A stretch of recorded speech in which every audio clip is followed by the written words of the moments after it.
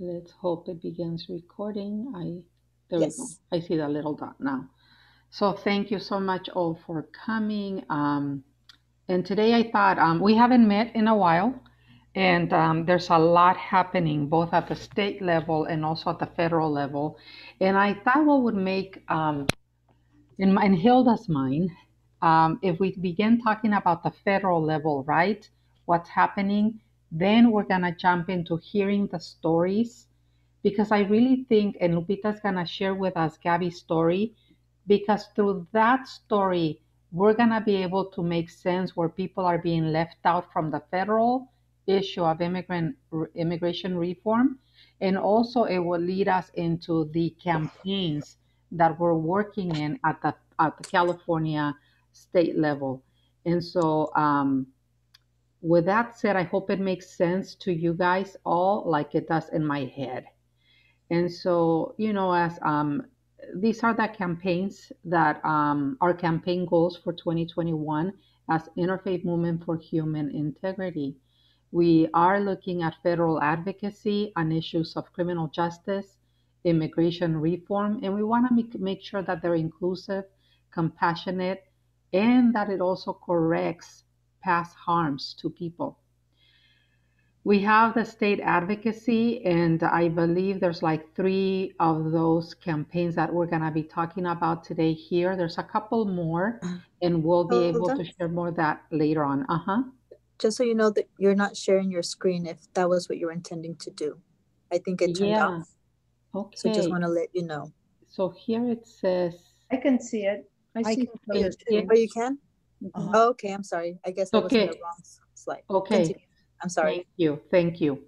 No, so then we have at the state advocacy, we're working on a couple of campaigns that speak to decarceration, protection from deportation, and community care. As many of you know, and you guys have been involved in our work because you are accompanying asylum seekers and other immigrants who came in seeking asylum or are involved in these liberation campaigns.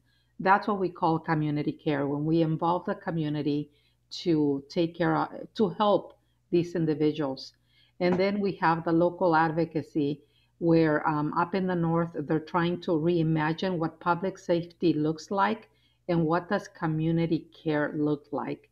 And so eventually, we're going to be sharing all of these with you later on. But today I'm going to talk a little bit about federal advocacy. And so, like I said before, we are looking that we're very happy that immigration reform is on the table. There's a couple of criminal justice reforms also that we're very excited about. We want to make sure that as people of faith, these reforms are inclusive, compassionate, and that corrects past harms. And so, the immigration reform at the federal level, what I am seeing is several pieces of legislation being presented, which is great.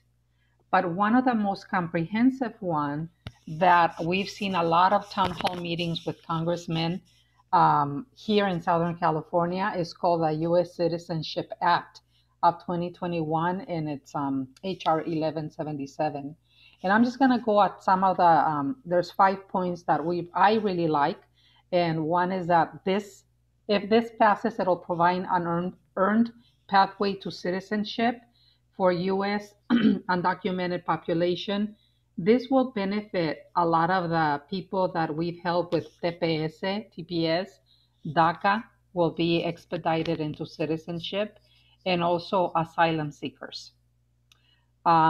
This will also establish a border management approach to migration, which is a red flag for me, and it will focus on new technology. I like that it will address the root causes of migration, but I am really wary of this technology they're going to be using at the border. It will also reform the legal immigration system, including to address green card backlogs and inefficiencies. And I think those inefficiencies we have seen, right, with the paperwork for asylum seekers once they're trying to get their work permit, it just takes a long time for them to get it. That's one of the inefficiencies. And then there is a backlog for people who've been waiting to receive their green card, and it takes years before they're able to legalize and change their status. So this bill would also establish additional humanitarian provisions to protect vulnerable migrant populations, like we said, asylum seekers. This is where we see that these detention facilities from the past, all of a sudden, they're putting this nice welcoming sign, flowers on the table, and they're no longer perceived, they no longer want us to think about them as detention facilities. But they are detention facilities. They are still going to be separating families. And so, I'm going to be very careful of making sure that families or people seeking asylum are not going to be there longer than needed. Right now, there's a lot of conversations amongst groups, let's give them an opportunity. These may be the places where asylum seekers coming from the border are actually seeking quarantine. Well, so they get to stay there for what, 14 days, 12 to 14 days while they're processed. If that's the case, we think it's great if these centers are going to be used as places where they can seek refuge during these 14 days, but we don't want them to last longer than that. And the other part that I think we should be wary is the part where they're separating children from their parents or people that family members that they traveled here with. And then the other part that it's really good is the employment verification process and provide additional rights to immigrants at the workplace, something that people without the proper documentation have struggled with, right? And so this will be, I am really excited about all of these aspects about this Citizenship Act of 2021. But again, we need to make sure that our concerns, we take them to the right people, and that's people in Congress at the federal level. And then later on, if it passes through the House, that we have the same conversations with the Senate. And so one of the things that none of this talk that I see happening is the fact that they will end immigrant detention. And so that's also important for us to mention. This act, U.S. Citizenship Act, does not speak about ending the criminalization of immigrants and also ending detention. And then reading that article that I share with you guys leads me to think that there's all of these financial ties to these politicians, and they're just going to be creating more laws that will criminalize our people, the people that we are receiving in order to maintain these quotas in the detention facilities so that these corporations continue to profit from them. And so that's the part that I think we need to also pay attention to. And right now we have a little campaign where we're going to be asking the Biden administration to take bold action and end immigrant detention, and starting with these problematic detention facilities. And as you can see, there's two of them here in California. We have the Adelanto Detention Facility and then the Mesa Verde Detention Center, where we hear constant stories of people suffering. And later on, you're going to get to hear the story of Gabby, and possibly another story from Lupita, who is also been hearing these stories firsthand. But on April the 2nd, we're going to be hosting the prayer service for liberation. You will receive an invitation, and hopefully you can join us, as well as we're working on a faith sign-on letters where we're asking this new administration to make sure that they end detention of immigrants, and let's start with these 10 facilities that are very problematic. That's another bill that it looks good, another piece of legislation which will revert laws that were passed in 1996 that criminalize a lot of our immigrants, right? It will end police collaboration with ICE. It'll create a process for people who have been deported to be able to come home. So this is another piece of legislation that we really like, and we hope that it will benefit a lot of the people that we have been visiting in Adelanto, and they ended up being deported. So those are others. Let me pass on to, um, sorry that I'm skipping, but this is where Lupita is going to share with us the stories and why it's important that we have these conversations with Congress, later on with the Senate, but most importantly, the sign on faith letter, and then with Biden. But this is why it really matters. So, Lupita, this is all yours. Please share with us this story. You're on mute. Yeah, thank you. I just noticed. Well, the story of Gabi, she is an incarcerated immigrant. She's a survivor of domestic violence. She's serving time for a crime that she committed by her abusive boyfriend. But it's a second sentence in her case. The predator labeled to a life without the possibility of parole sentence, which is what happened to Mario as well, which is the case that I'm working on. So Gabi and Mario's story are similar, and the fact that they are paying a second sentence, and that reminds me of the Vision Act. It's one of these bills that we're going to be working on. The Vision Act was actually written last year, I believe. And I have some notes here to share on that. That was actually called the AB 2596. And it was introduced in 2020 with the intention to protect community members from a second sentence, meaning that if they were released after they were in prison, ICE would not be able to take them. And that didn't pass, but we're going to be pushing a new bill called the Vision Act, which is very similar. And I'm not sure if Hilda would like to add a little more on that. I will be adding on the chat. Yeah. So Mario's testimony, which you can listen to. And and I wanted to talk a little bit in regards to that. Can you hear me, Lupita? Mm-hmm.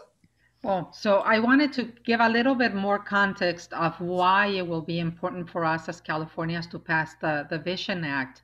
And I wanted to talk in regards to Biden and those laws that were passed in the 1990s, which led to the criminalization of immigrants, right? And so Biden, as you can see on the screen, spread fear when we began calling people that were inside jail predators. And so this is how they made us believe that people could not be rehabilitated, and therefore we began to see a lot of people being deported into Honduras, El Salvador, Guatemala, out of that. And so we've seen a lot of damage caused by this stigmatization of people who had served a sentence in jail. And so the other part, Biden has always said that he supports Violence Against Women's Act. But what we have seen, those of us that visit Adelanto, is that women are denied their reports and protections so that they will not be in detention or deported. And so there is a track record that Biden has where we cannot trust this administration right now. We really need to do our work as a community of faith to be able to highlight the stories.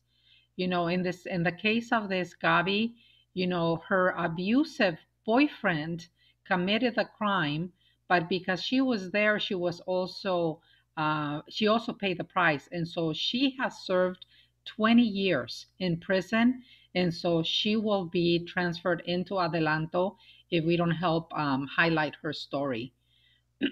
She is not dangerous. She did not commit the crime. She was just in the wrong place with the wrong people.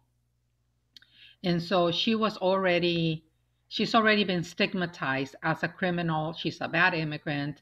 This is the people that we don't want, people that the nation continuously wants to get rid of, right? And so the labeling we have found out by giving them this felony sends them straight into deportation. And so this is a part that where stories really matter, and our work in accompaniment of these immigrants really matter. And so we are trying to highlight this March, because it's Women's Month, these stories, right? The story of Leah, Rhea, and Nee, which are the same. They happened to be in the wrong place at the wrong time, and they ended up being stigmatized as criminals, and therefore ended up in prison, and after prison, detained in an immigrant detention center. So what can we do? There is a Gabby's petition to free Gabby.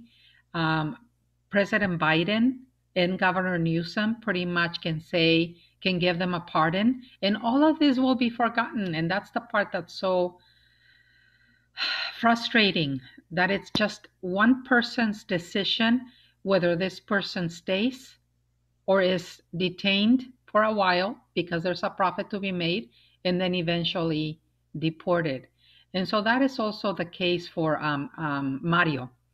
And Mario, so we're working on these campaigns. One is with Mario, the campaign with Mario, one campaign for Gabby. And then we also have, I can't remember her name, but the story is similar, where she experienced abuse from her husband, her partner, ended up in jail for a year, and then she was picked up by Homeland Security and taken. She's now in that detention facility and suffered. Oh my God, I can't remember the name of the something palsy. Are you talking about the Karina, the girl that I Yes, shared with you? Karina. Yes, she suffered on December. She suffered Bell's palsy, like paralysis in her face, and I believe it happened because she has asthma. She's a person with asthma. Her story is that she served time in prison, but she was let out early because of good behavior. She went through the process of anger management and did everything she had to do. She was again, she completed her anger management program sooner than she was supposed to, because of everything she was doing was what she was supposed to be doing. She was paying, she was going, attending meetings, and she had been home already. She was coming out of her apartment. She has a 9-year-old son. She was coming out of her apartment, and I was there and asked for her. She said, how can I help you? I haven't done anything. Oh, you have to come with us. So they took her. She's been over there since last year. And she says that it has been really depressive, that the conditions there are really bad. She returned my call yesterday after I heard from a friend with a volunteer. I had called the center. They couldn't find her in the registration because they have her as Martinez and not Nunez. Anyhow, I left a message. She returned the call yesterday, and she was happy to hear that someone who didn't know her was calling to know how she was doing. She says that she doesn't want to be there one more day, that the bathrooms there, the girls are 15 in one room, that there was no safe distance really. The restrooms weren't working. So she was sharing that when the restroom isn't working, the girls have to go and do their necessities in the room. So she says everything here just leads to illness. They only give them soap and face cover for the safety purposes of COVID. She was supposed to be released because of her asthma when the breakout came, but they decided not to let her after all. And I think that was what caused her depression and anxiety and all this. And she said that suddenly she felt like her left arm was hurting, and then she couldn't move her eye, her mouth. She wasn't able to speak, hear, eat for a few weeks. So that's why Mary Pat, one of Franz Afuera volunteers, reached out to me because she's in Hawaii and she wanted me to check on her. So I did. And I think that's a possible freedom campaign because of the situation she's in. Yeah. And so we do have these three people that we're accompanying and trying to create these liberation campaigns. Some of you participate as supporters of those campaigns to be able to lift up these stories, right? As we seek both a pardon. Well, first of all, we know that the ICE director has the ability to be able to release them to their families. Second, we also know that in some cases, we can go to the governor and ask for a pardon. And then, like in Gabby's, we're also doing that with Governor Newsom and President Biden to highlight the stories, right, and the injustices that are committed to all of these people. But we also have legislation at the state level, which is the Vision Act. And so if we were to pass the Vision Act, it would stop these transfers into ICE for people who have already done their time in prison, right? I hear the story of Gabby, and it makes me angry that she's paying for a crime she did not commit, and she's been separated for the last 20 years from her children. But then to be able to be punished twice again is just unthinkable, right? That we continue to punish them twice. And if they are deported, that's a third time that they're being punished for something they did not commit, only because of our immigration laws and how they were written in the 90s. And so the Vision Act at the California state level would help stop those ICE transfers, right?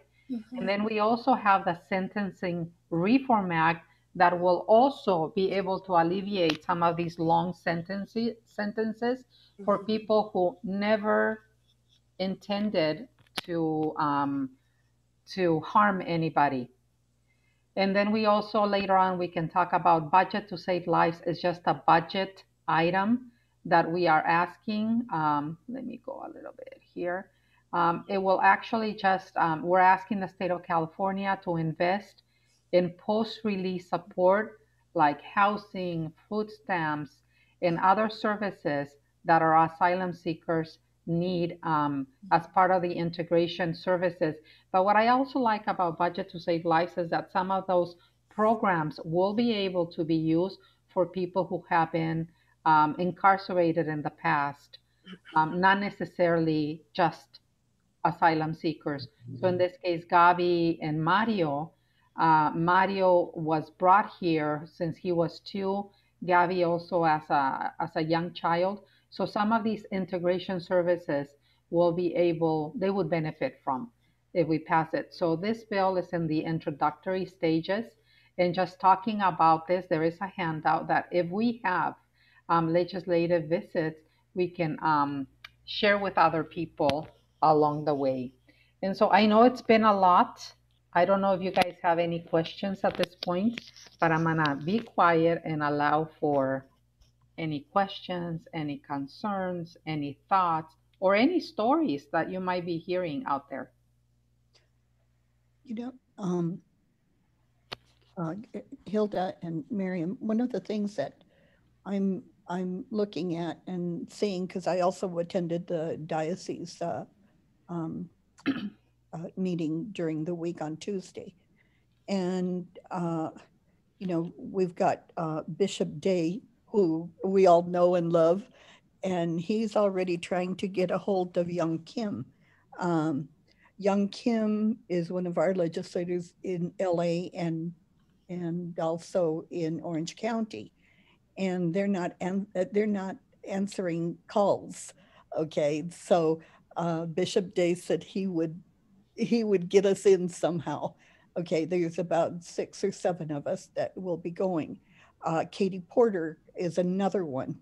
You know, she flaunts that she's a legislator of the people. Well, you know, come and be with us. But I was thinking that I too am having concerns with Biden, because I'm feeling like he did this, yes, for showcase on the first day he was elected. And I don't think he, you know, he says he has his heart in it. But one of the persons that I think we can get to is Jill Biden. She seems to have a lot more compassion and, you know, stating these facts of these young women who have been put in that kind of position. I think that we need to start using other people instead of just Biden and the legislators. And we need to look at, see, I was thinking, you know, Oprah did such a good job of doing, you know, kind of unmasking the monarchy, that I think that we need to see if she'll help, or Gayle King. She's always interested as a journalist. But anyway, those were my thoughts. I also think now at the federal level, we have how many?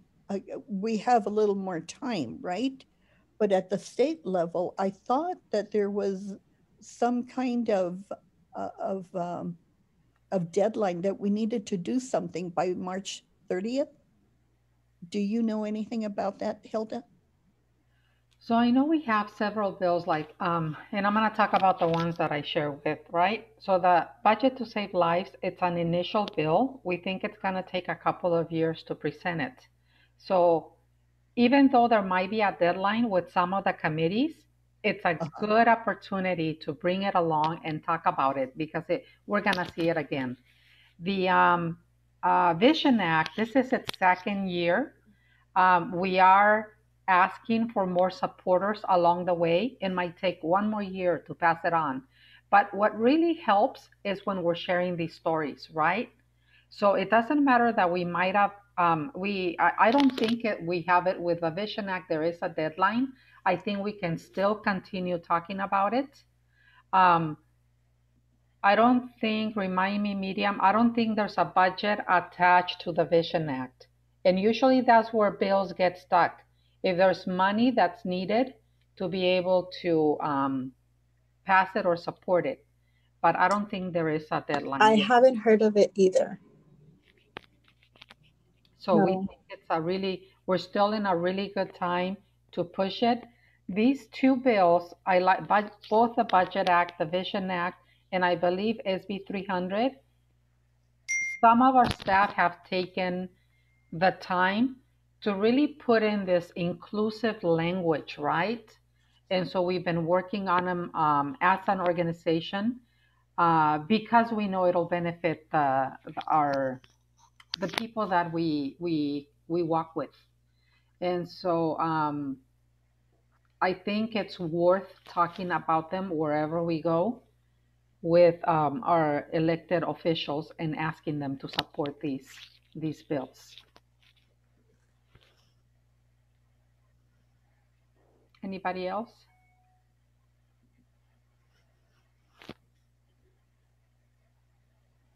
I just want to say another way that our organization is lifting up our faith values in light of these is through vigils. And I put in the chat box for those there tomorrow at 12. We are having a Passover vigil with the focus on women and women who are currently incarcerated, like the ones we mentioned here. So it's another way to learn about the stories from the context of our faith values. And this week we're uplifting Passover.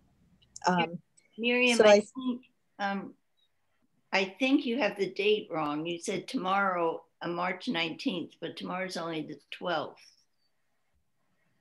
Oh, it is not. For the vigil. Sorry, then it's next Friday. I thought it was this Friday. Okay, no, good. the date is correct, March 19th. So it's not tomorrow, it's next Friday. My bad. Thank you for correcting me, Sally. So March 19th, next Friday, will be the vigil. So this is another way where you can learn about how the stories and really also learn how we're talking about it from our faith values. And I think that's very beautiful because when we will begin visiting legislators, we want to all of us share how our faith values are moving us and inspiring us to see when people who are in prison and people who are in detention because of a prior conviction as human, as that our faith values believes in restoration and that everybody's worth more than just a mistake, or whether they did not mistake, worth more than this societal taboo. So yeah, I invite you to join the vigils so you can kind of also hear from that perspective and feel more comfortable how you can make it your own. And I invite you to also pray and meditate from your values, you know, why we're lifting up these specific stories and bills that are, you know, not popular in the news right now. So that's all I wanted to add. Thank you for the correction, Sally. And if there's, I apologize. I put in a link because I was gonna share with you all. I'm gonna share my screen again. There's another, remember when we passed SB 54? We passed SB 54 to protect the immigrants in California. No, I'm sorry, AB 32, which closes all for-profit facilities, and Donald Trump took us to court. So there is a lawsuit from the Department of Justice challenging AB 32 and getting rid of all these for-profit detention facilities in the state of California. So there's this letter going around where it's asking us to sign on either our congregations or organizations and ask that the Department of Justice withdraws that challenge, which is completely and entirely misaligned with what President Biden claims to support. So I will be sharing that. I shared that on the chat. I pushed enter way too soon, so you're gonna see it there. But I'm also gonna share that in the notes. Hopefully you guys can sign on to be able to invite President Biden to stop that lawsuit against California. And so that's that'll be due, I think it's due by tomorrow. So it's a quick turnaround. But these are ways that we can all engage, right? And really continue supporting the ending of the criminalization and detention of people, of immigrants here in this country. So I know that that was a lot. That is a lot, I feel. And I want to know if you guys have any thoughts. I know that with Denise Spooner and people and Sally and the people of Claremont, we have a congressional visit with Judy Chu coming up on the 23rd. And so we're going to be prepping for that meeting. We're going to be probably having some more, and I hope that I can engage most of you in those meetings, not only with our Congress to talk about immigration reform, but also within our California state legislators to talk about those three bills that we talked about. And so I welcome any thoughts and any feedback on that.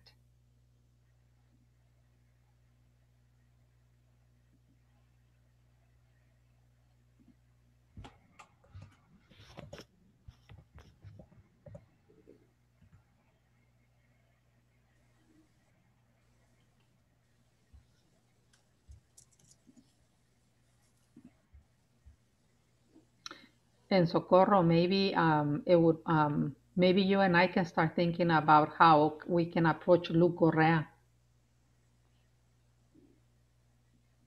You're on mute. It was very helpful when you let us know what he had done and what he hadn't done, and because from what I understand, the following week, he had signed everything. And just, it goes back to, he does remember that I helped him quite a bit. Yeah. And so I think it'll be important. I don't know if you want to reach out to his office and see if we can schedule a meeting there. And then we can invite other people of faith to also join us. I know Denise did that with Judy Chu. Denise, do you want to say a little bit about that? Sure. Hold on, let me turn my camera back on so you can see me. So we've gathered people from the several faith communities in Claremont, the UCC, the Presbyterian Church, the Methodist Church, and members of the Justice for Immigrants Seeking Asylum. And we have 30 minutes with the Congresswoman, which is not very much time, but at least not in my life as a retired person. Doesn't seem like very much time, but I guess in the life of a Congresswoman, it is a lot of time. And so we are going to be addressing some of the things that Hilda has covered in this meeting, thanking her for her support because she has been very active on immigrant issues.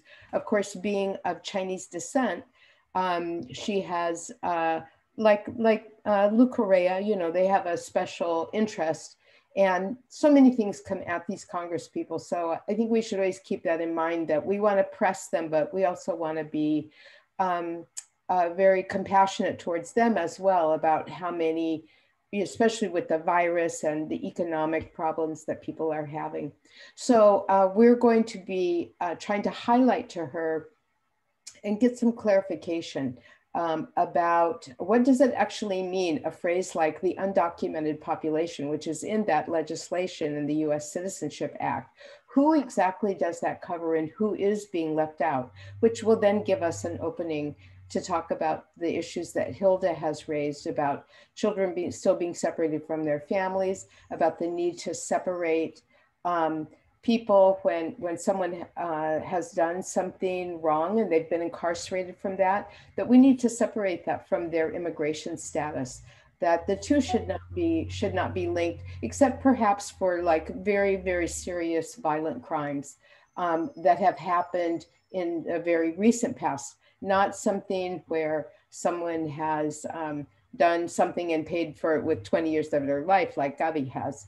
So anyway, we're going to be also pressing on that. So those are just a couple of the things that we're looking at. We're going to be having an organizational meeting on the Hilda and I met yesterday, but then we're going to meet with all the people who are available on the Monday before the meeting and try to collect stories from people and assign some roles if people want to speak to the Congresswoman themselves.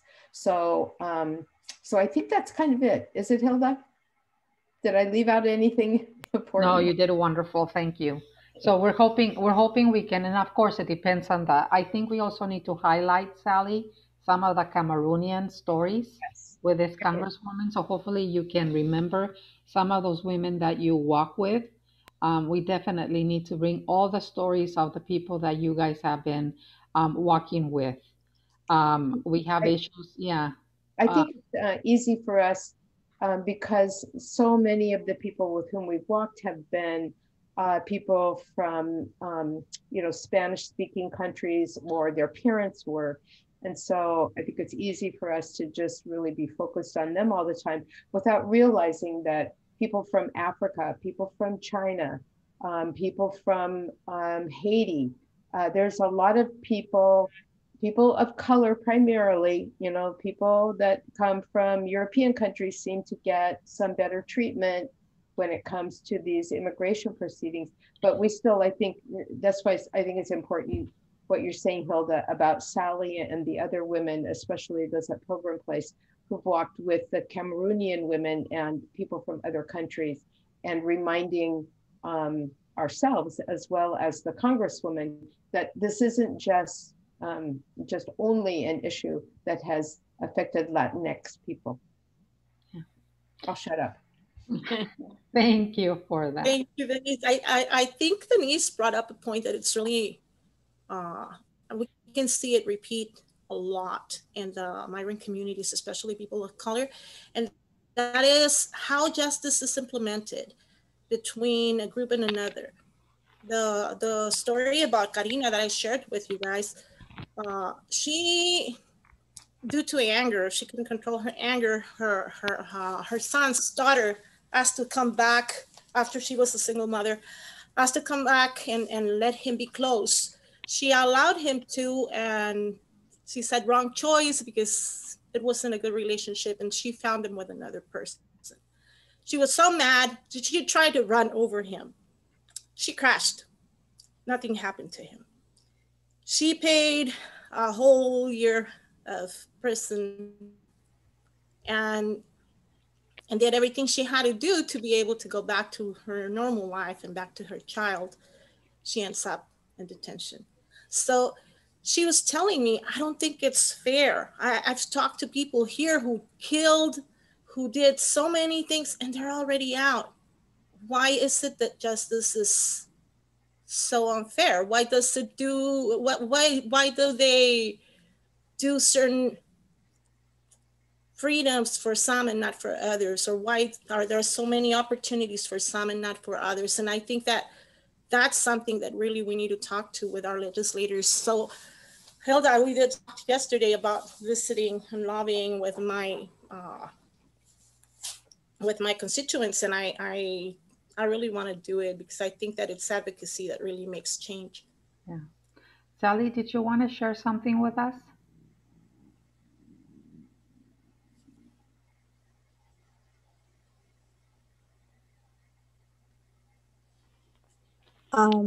If Sally doesn't want, I wanted to just add a comment to what Karina's quote that Lupita was sharing with us. Sally, did you want to add something? No. Okay, because we saw you turned on your mic, we were just wondering. Sorry.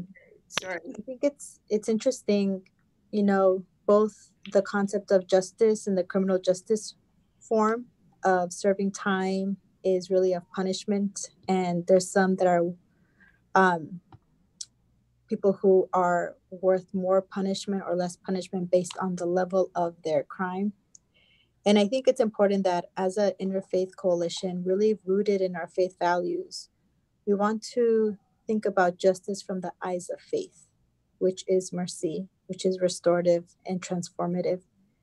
And a beautiful quote that Charles mentioned, Charles Joseph is one of our staff. He too was a person who has gone through the same experience of both being imprisoned and then transferred to ICE. He works with us now. And he said something which makes me reflect a lot about when we talk about folks with prior convictions of different grades of their offense, like hurting, violent, nonviolent, etc. He said yesterday, this week in a meeting, even those that we think are unforgivable or really bad people, or they really deserve this sentence because of the punishment, in God's eyes, they are still redeemable. They're still restorative. And this is Charles saying and I know because they were my mentors who have raised me and taught me to reflect on my anger and made me the leader I am today. So I think it's just important as this is probably a new topic for all of us now that we're talking about both immigration, specifically with people experiencing criminalization. We really want to encourage us to pause and reflect those differences of the societal criminal justice language around justice, and then the eyes of faith, and what perspective justice is and what we're really advocating for. That is really a little bit more inclusive and radical at the beginning, but with God's eyes, and with perspective like Charles, who's been in that experience, is really beautiful to uplift and pause and see how that maybe shifts our perspective a little bit.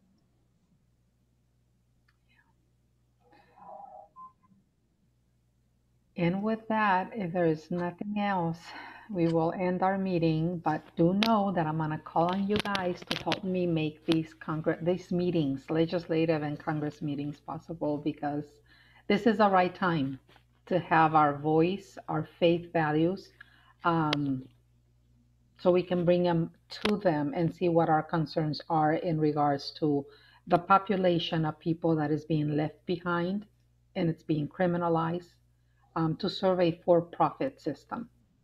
So if there's nothing else, Hilda, could you put in the chat box the form you sent in your email about people filling out how they can be involved in the legislative advocacy? You sent that in your email. Maybe we can put it in the chat box again in case people didn't get to fill it out.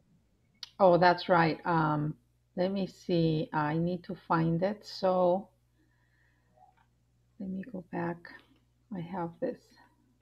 But yeah, we wanted to also find out if you guys had the opportunity to go with us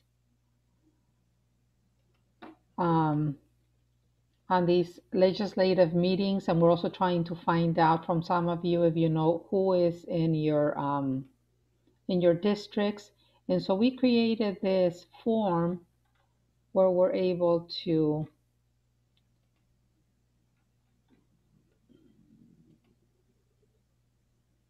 and of course I cannot find it right now, but hang on.